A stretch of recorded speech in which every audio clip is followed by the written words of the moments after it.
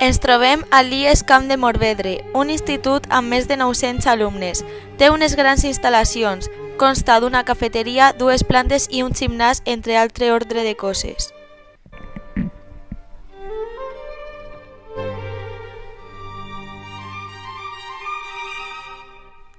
La qüestió que es plantegen estudiants, professors i serveis del centre és què ocorre amb el manteniment de la neteja a l'institut, un tema que ens afecta a tots.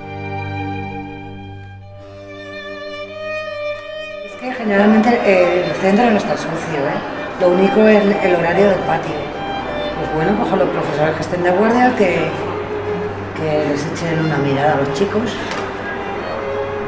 Y ya está, y problema resuelto. Yo creo que más sucio está es a la hora del patio, porque la gente tira los bocadillos por el suelo y todo lo que les sobra. El patio porque tiran todos los bocadillos y los papeles, albales y todo al suelo, a la basura. Sí, és un treball molt bé, perquè els netejadors el paper que tenen és de netejar, no desescombrar. Desescombrar és una altra cosa, saps? Aleshores, si els alumnes, ells tenen que netejar el que és racionalment, raonablement brut.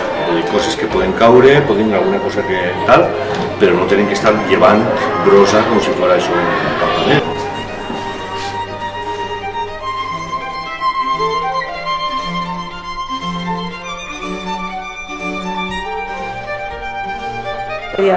El patio está muy sucio después de los recreos y se podría remediar si los alumnos emplearais las papeleras, porque la mayoría de la suciedad es porque hay papeles, chicles, etcétera, por el suelo.